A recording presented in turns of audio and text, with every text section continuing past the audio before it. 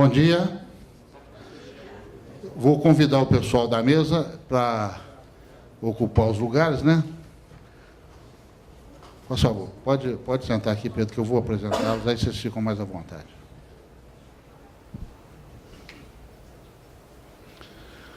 Bom, os nossos trabalhos aqui hoje vão ser apresentados pelo colega Pedro Kruk.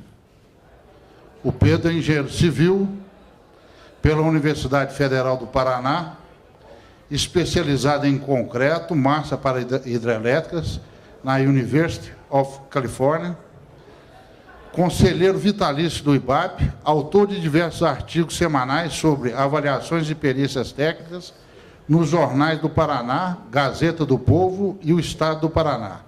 É certificado em engenharia de avaliações pelo IBAP em nível AAA. O Pedro Cruz.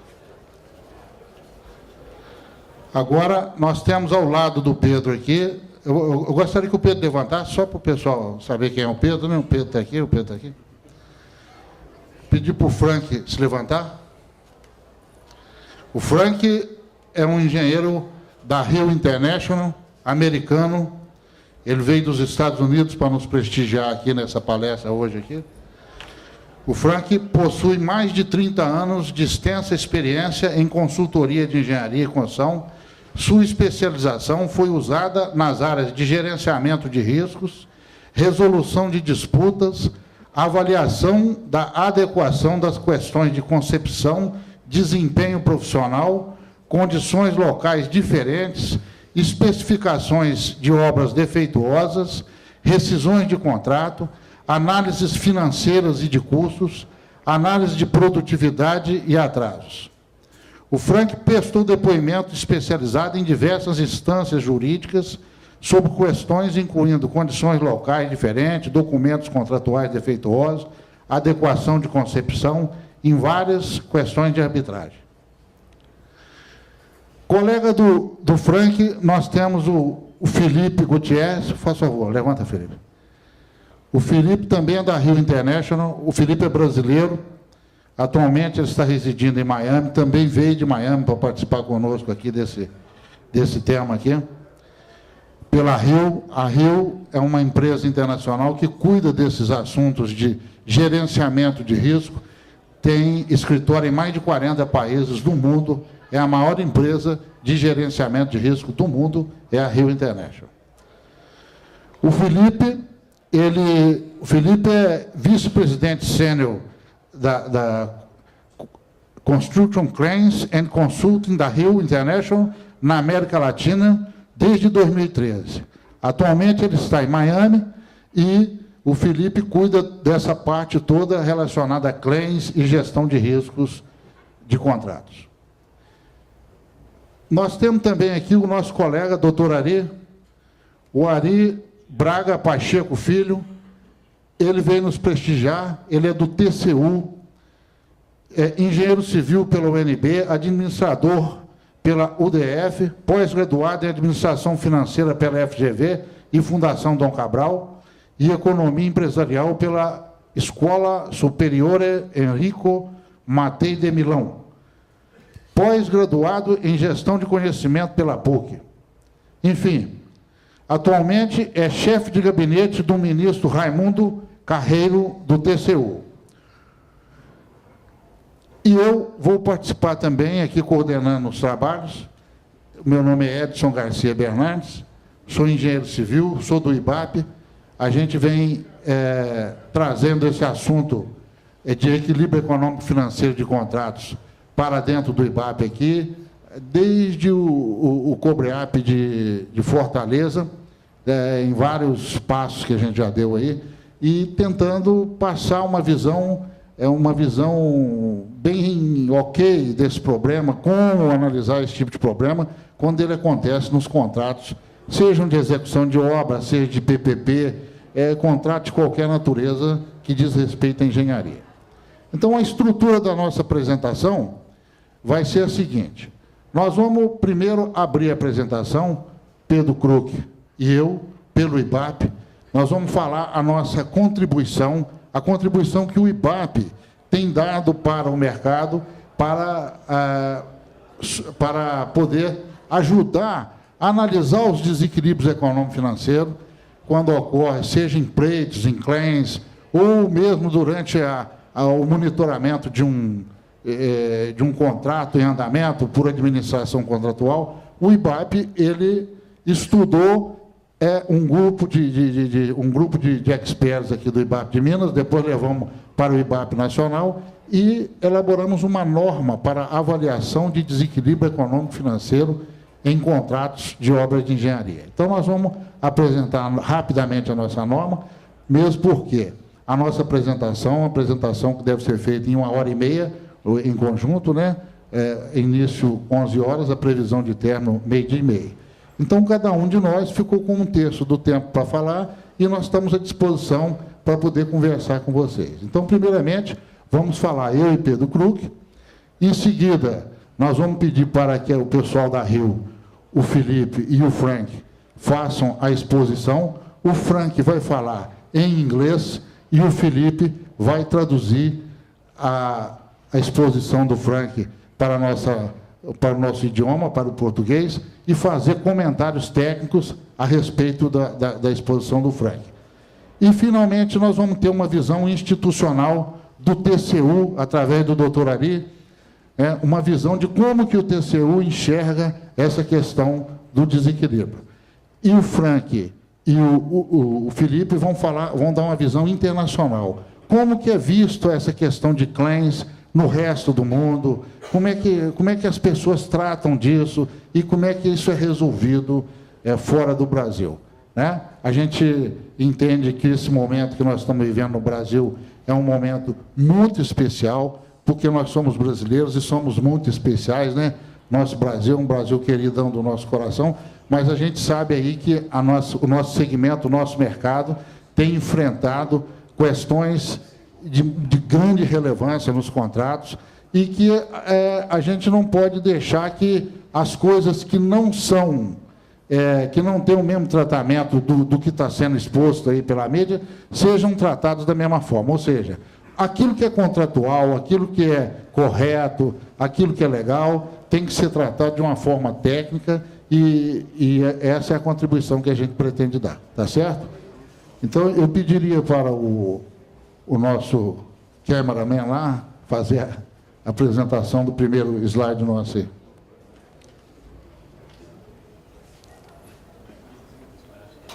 Você tem um passador aqui. Vou ficar de lado aqui. Bom, o nosso painel é sobre avaliação de desequilíbrio econômico financeiro em contrato de concessões. Essa primeira parte, ela diz respeito à parte que o IBAP tem buscado colaborar com o mercado. Então, eu gosto, antes de fazer a apresentação, eu gosto de mostrar o histórico das apresentações.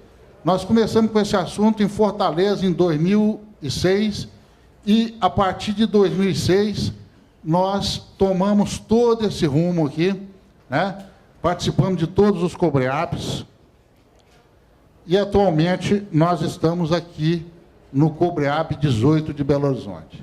Ou seja, nós contribuímos para várias empresas particulares também, fazendo cursos em company. Aqui no IBAP, nós temos promovido cursos sobre esse assunto, e vem gente de todo lado fazer o curso conosco aqui. Por quê? A nossa intenção é aculturar o mercado de uma forma ok. Por quê? É um assunto que a gente vai ver que é um assunto polêmico, um assunto que é tratado com muita desconfiança por todas as partes e que merece um tratamento técnico para que as partes realmente encontrem o caminho contratual de fazer os negócios com saúde e com boa-fé. Ou seja, o que é de cada um, que seja pago a cada um. A pessoa assume um contrato num determinado risco e, ao fornecer, ocorrem riscos muito diferentes daqueles riscos que são assumidos no momento da contratação, mas a pessoa continua recebendo da mesma forma, como se os riscos não estivessem atuando. Ou seja, o desequilíbrio se instala e a discussão se inicia, e isso causa uma polêmica muito grande, e é muito realmente necessário que a gente tenha uma linha técnica para analisar isso aí. Não é? Então, nós vamos ver o seguinte: a norma técnica do IBAP, ela foi elaborada por quê? Né? O mercado de construção sente a necessidade de uma norma para padronizar, medir e parametrizar o desequilíbrio econômico-financeiro de uma obra. A norma estabelece uma linha de conduta para contratante e contratado. Ou seja, não é só para uma parte, né? É para as duas partes. A norma vale para todo mundo. A questão do desequilíbrio, ela é vista com desconfiança, e é preciso um embasamento técnico para nortear a discussão entre contratado e contratante, dando credibilidade ao tema e conforto nas interpretações para aqueles que venham a tomar decisões. A gente vê muito, tanto nas obras públicas, quanto em contratos particulares, né? Principalmente em obras públicas, porque em contratos particulares hoje, felizmente, nós estamos já bem aculturados com a questão de arbitragem, e uma grande parte dos nossos contratos hoje tem a previsão de solução por arbitragem. Então, essa discussão passa a ser mais técnica. Mas em contratos administrativos, o administrador público ele fica muito oprimido, fica com medo de tomar uma decisão. Por quê? Porque isso pode ser confundido com uma outra coisa que não seja o desequilíbrio. Então, é muito importante que a gente tenha uma norma para analisar isso, porque as partes vão discutir de forma técnica aquele problema, com começo, meio e fim. Essa é a nossa pretensão, né? Para criar uma credibilidade na discussão. O material bibliográfico existente no Brasil não traz uma abordagem de cenário previsto e realizado, muito menos padroniza a apresentação e quantificação do desequilíbrio. O que significa isso? Para nós que somos avaliadores, a NB 14653 é uma grande referência para todos nós. Então, quando nós vamos avaliar um imóvel, que seja um bem né, de qualquer natureza, nós vamos ao mercado, pegamos uma amostra, seja de imóveis e tal, e fazemos um tratamento naquela amostra, um tratamento estatístico ou por fatores, de forma que a gente vai chegar, vamos tratar as variáveis independentes, de forma a achar uma variável dependente que traduza aquela avaliação que nós estamos fazendo. Então, é uma metodologia comparativa de dados de mercado. Mas nos contratos, nós não podemos ter essa metodologia, porque cada contrato é um contrato diferente. Nós não temos um contrato igual ao outro. Pode ser até um prédio que você construa um do lado do outro, às vezes você tem o mesmo contrato, mas a fundação de um se comporta diferente, a estrutura se comporta diferente, os problemas podem ser diferentes. Então, a metodologia que o IBAP desenvolveu para análise de desequilíbrio econômico-financeiro chama-se metodologia comparativa de cenários contratuais. Nós vamos mostrar rapidamente. Essa metodologia, ela compara o primeiro cenário contratual, aonde todos os riscos estão definidos, todos os riscos que foram assumidos pelas partes, estão definidos no momento da contratação, no momento da apresentação da proposta. E, em segundo, ela analisa o segundo cenário, o cenário de fornecimento, porque quando vamos fazer o fornecimento, riscos diferentes podem ocorrer daqueles que originalmente foram assumidos. Quando a gente assume aquele risco originalmente, a gente chama isso de risco ordinário, ou alha ordinária, de acordo com o termo jurídico. A alha extraordinária, aquela que foi impossível de ser prevista, ela pode atuar no fornecimento e trazer sobrecustos e complicar a vida das partes. Então, a nossa missão é avaliar, como avaliadores, avaliar o efeito da alha extraordinária na fase de fornecimento. E construir um terceiro cenário onde o contrato se torna reequilibrado. A partir da construção do terceiro cenário, nós vamos comparar o terceiro cenário reequilibrado com o segundo cenário desequilibrado e vamos concluir sobre o valor do desequilíbrio econômico-financeiro. Bom, é simples assim, mas é uma coisa que dá muito trabalho, porque isso tem que ter muita credibilidade e a norma ela passa por uma questão de avaliar qualitativamente o nosso trabalho de avaliação. Como que é isso? Uma avaliação dessa, ela tem que ter documentos comprovatórios, né? Sejam diários de obras, atas de reunião, cronogramas, para a gente comparar tudo aquilo que foi previsto no primeiro cenário de contratação com aquilo que foi ocorrido no segundo cenário, que é o cenário de fornecimento. Então, a norma nossa do IBAP, ela passa por uma questão quantitativa e por uma questão qualitativa. Tá certo? Destituir a má impressão que se tem ao solicitar tais direitos. Contratados e contratantes devem continuar os negócios antes, durante e após o claim. Ou seja, o claim é o pedido, o pleito, ou então a necessidade de discutir um aspecto diferente daquilo que foi contratado, é uma questão que internacionalmente é tratada com mais pacificação, mais tranquilizada. Por quê?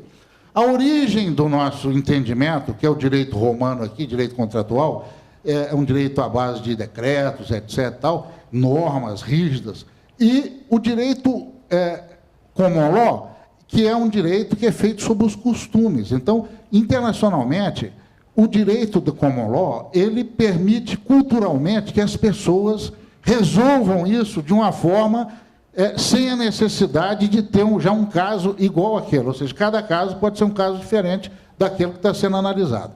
Então, internacionalmente, existem uns pequenos tribunais para a solução de conflitos em obras. Atualmente, isso está vindo para o Brasil, o Clemenceau está aí, né? Nós temos aí o Dispute Review Board, que é o DRB, e outras metodologias de solução de conflito em obra.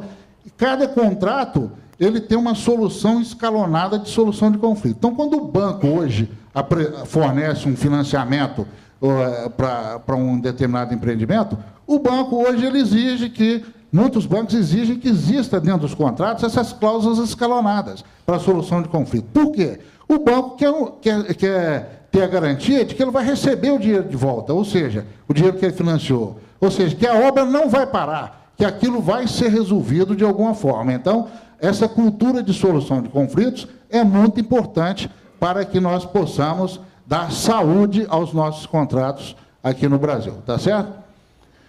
Gerar um cuidado maior para o licitante, seja público, seja privado, mesmo antes de licitar. A norma seria também um checklist para os pontos de atenção ao iniciar o processo licitatório. Ou seja, como a grande origem de claims e de desvios, de desequilíbrio, ela está na imperfeição das peças contratuais. Por quê? Pode ser que os projetos venham incompletos, as obrigações, os FELs, né, como diz lá o PMBOK, pode ser que eles estejam mal definidos. Então é o seguinte, quando você transfere risco de uma parte para outra, você realmente transfere um problema que você teria que resolver agora para uma parte adiante. Então, a norma, ela dá essa orientação para que as peças licitatórias sejam bem confeccionadas, para que os riscos sejam bem definidos. Nós sabemos que a qualidade dos projetos que nós temos no Brasil ela não é satisfatória, né,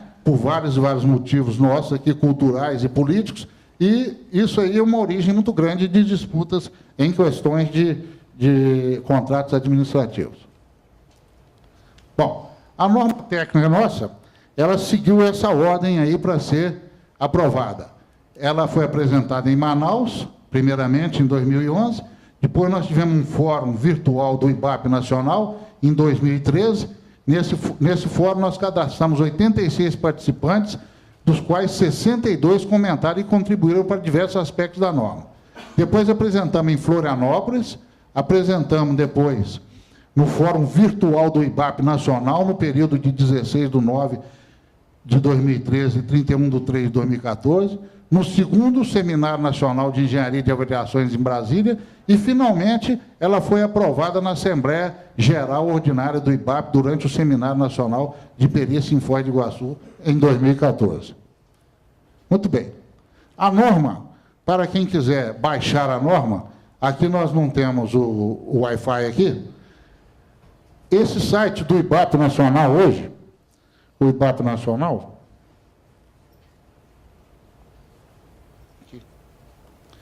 esse site aqui do IBAP Nacional, se a gente entrar no site do IBAP Nacional, tem uma parte que chama Biblioteca. A gente clica no site, vai na biblioteca, aí temos as normas, e nós temos lá essa norma, que é a norma técnica para avaliação do desequilíbrio econômico-financeiro de contratos de obra de engenharia. Você pode baixar, fazer download lá. Como eu sabia que aqui nós não tínhamos esse recurso, eu fiz um PDF dela. Você podia entrar no hiperlink aí para mim? O moço lá da apresentação? Não aqui no... Aqui não. Aqui não. Entra no hiperlink aqui, por favor. Embaixo aí, agora tem que esperar, que você tentou entrar na internet. Né?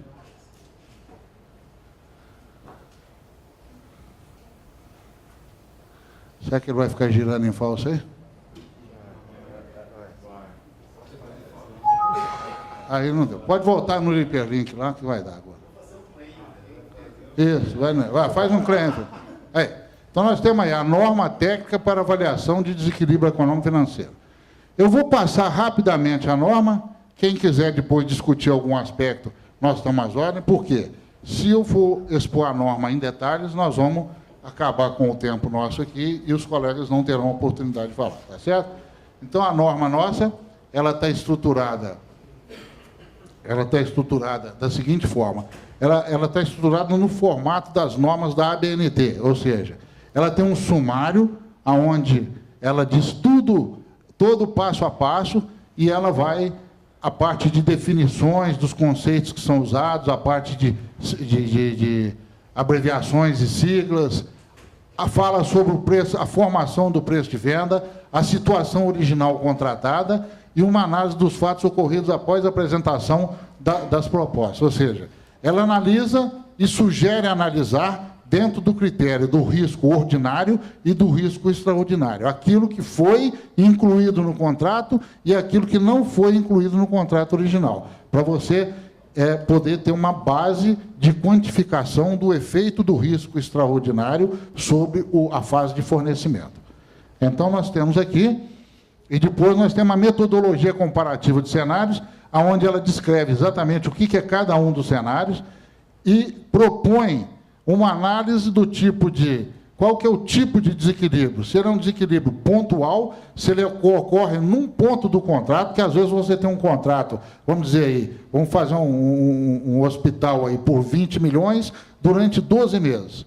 Aquela obra está andando direitinho, no prazo, no caminho crítico dela não está sendo afetado, nada. Mas um dos insumos pode desequilibrar muito aquela obra, o tipo de um fornecimento que atualmente nós temos aí o dólar com esse câmbio todo exagerado, nós podemos ter orçado a obra com um câmbio muito desfavorável e ter que comprar uma peça e ter que apresentar essa questão, que é uma questão pontual. Mas o resto do contrato está indo aí. Depois nós vamos ver a opinião do TCU, porque parece que o TCU, não sei como é que ele trata essa questão da dolarização. Mas nós vamos ver aí depois, eu vi rapidamente um material, aí o Ari vai falar isso para nós.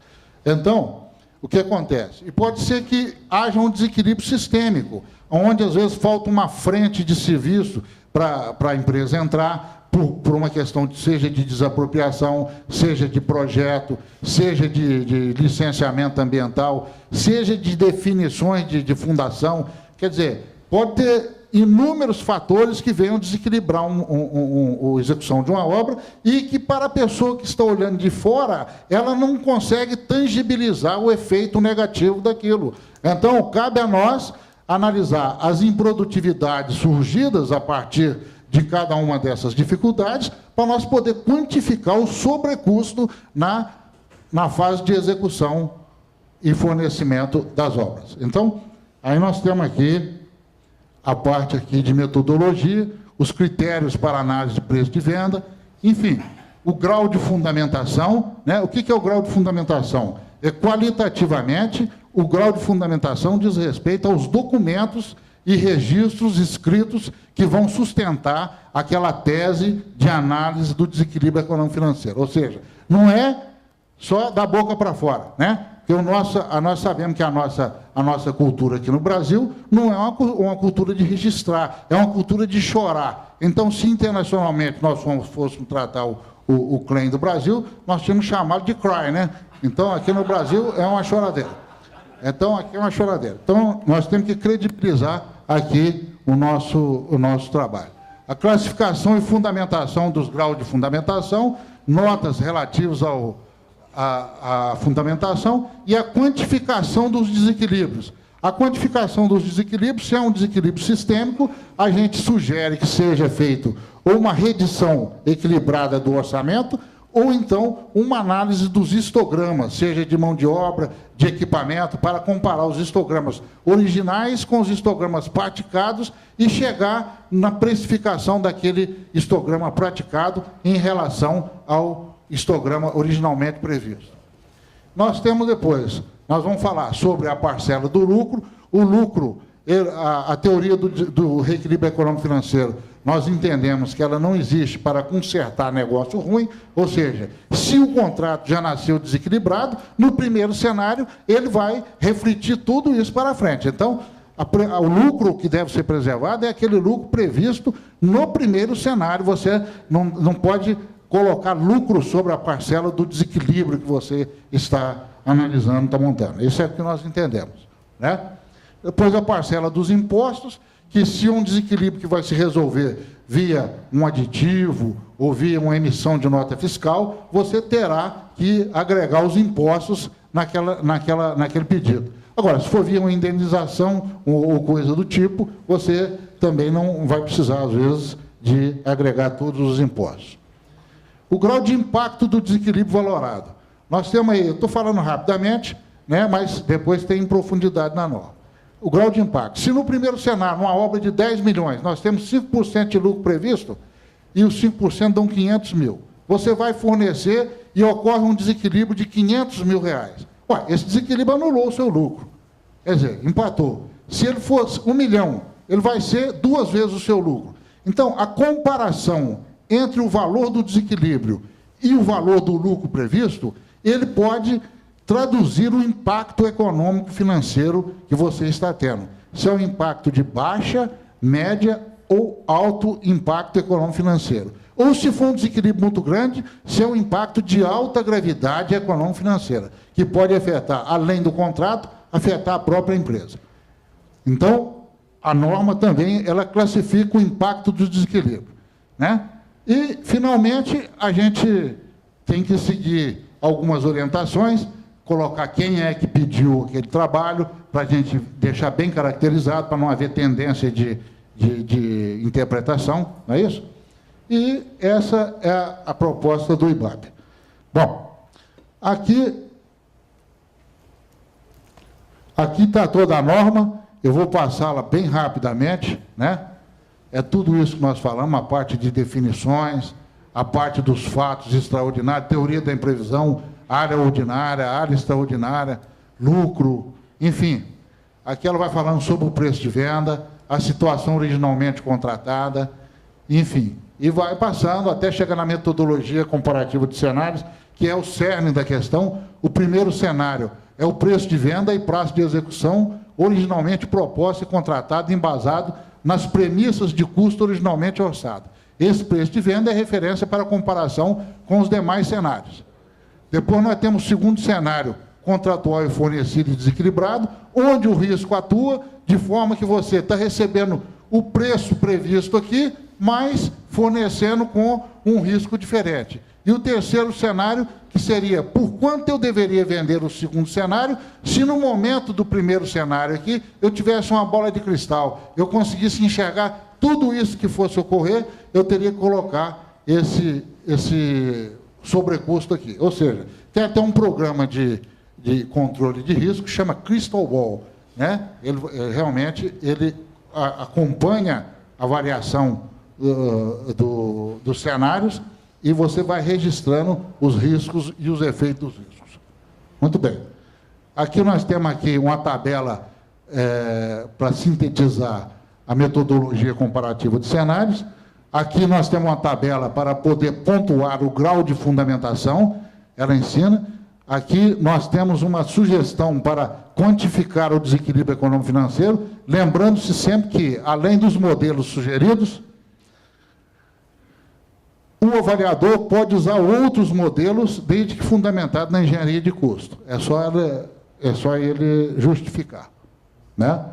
E aqui nós temos o grau de impacto, como é que se analisa o grau de impacto, e a apresentação, basicamente, seguindo o mesmo roteiro da norma 13752, que é a norma de perícias de engenharia do IBAP também, né, que foi lá para a BNT, foi aprovada na BNT. Acabou. Faça favor, você volta na apresentação, por favor. Então, o que a gente queria falar da norma é isso aí. Agora, eu gostaria que o Pedro Krug fizesse um comentário prático sobre a experiência dele, sobre a norma, tá certo? E a gente passa a palavra para os demais.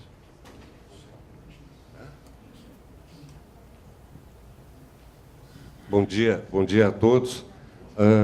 Eu vou colocar aqui o papel pelo seguinte: eu tinha preparado uma apresentação, mas com a presença do doutor Ari, doutor Felipe, doutor Frank, acho que é válido, muito mais válido a gente escutar a experiência deles em termos de TCU ou em termos internacionais, do que eu ficar falando sobre claim aqui no Brasil. Mas tem algumas coisas que essa norma e esses trabalhos de arbitragem, hoje, eu só notei do que eu ia falar, são importantes. Eu lembro, eu sou aposentado da Copel, Companhia Paranaense de Energia, né? E quando a gente tinha uma ação judicial, a gente dizia assim: o advogado vai fazer os quesitos, né? E muito disso até hoje. E essa parte de o advogado fazer quesitos, para nós engenheiros, é complicado. A gente não consegue entender isso aí. Houve um caso de um advogado que é amigo do Felipe, meu amigo, né? Foi uma arbitragem onde Osório foi o perito. A sentença final foi muito favorável a esse advogado. E ele me ligou e disse tristemente assim: ganhei, mas não levei. Era um quesito, uma ação de desequilíbrio, né? Ele só esqueceu, fez 52 quesitos, só esqueceu de fazer um. Qual o valor do desequilíbrio? Então, o que o Osório fez? Respondeu tudo, mas qual é o valor? Ele não perguntou, né? Outra coisa que a gente deve mexer seria o seguinte: em termos de engenharia preventiva, fica fácil para nós, avaliadores, avaliar um terreno. É a área, qual a localização, qual a topografia, é muito fácil. Agora, na parte de desequilíbrio, quais são as variáveis que eu devo usar? Né? Então, isso cabe uma experiência, um estudo, uma análise que a gente tem que cuidar. O Petersen me fez uma pergunta no workshop de segunda-feira. Por favor, pergunta ao Frank qual o tratamento dado nos Estados Unidos, né?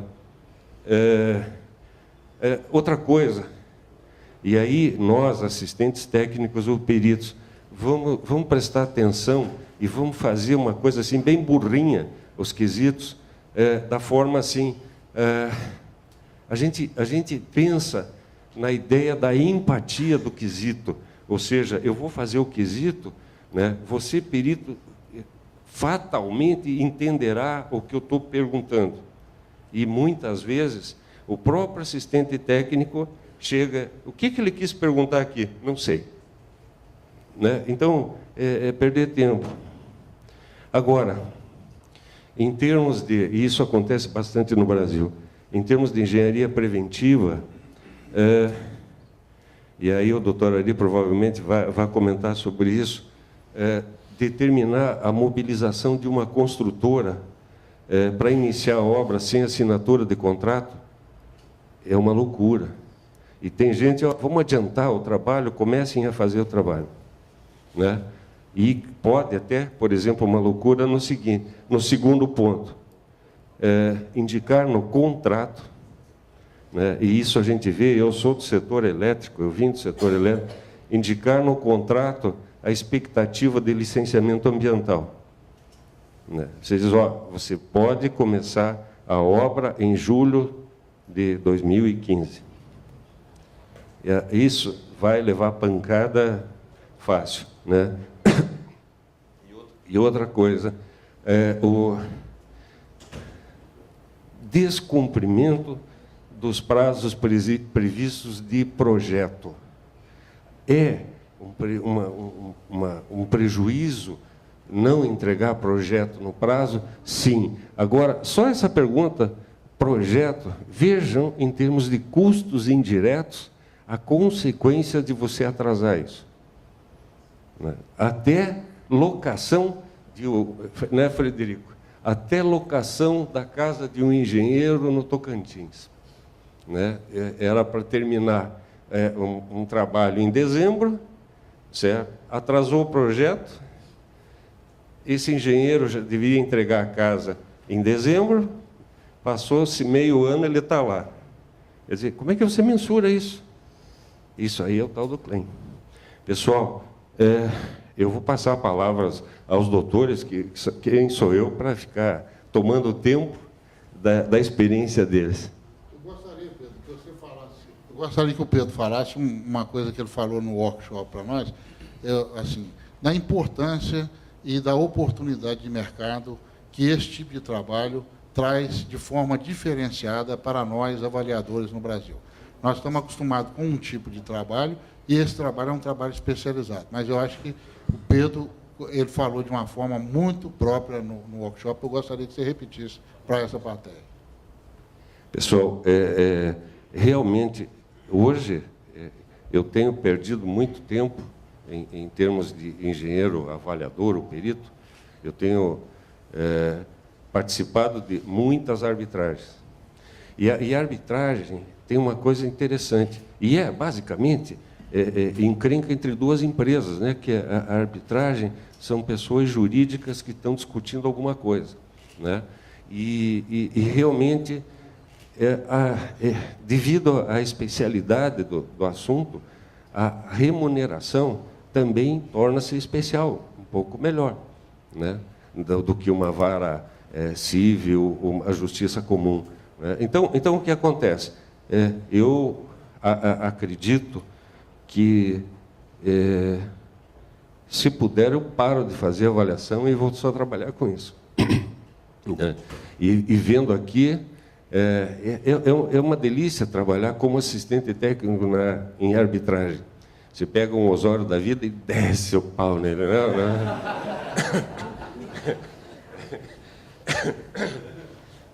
Então, e aí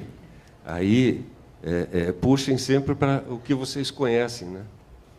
Então, eu pedi para o Osório, ele foi obrigado a saber o que era DEC, o que era FEC, lembra? Né? Mas, então é isso. Edson, eu prefiro passar a palavra a essas pessoas experientes.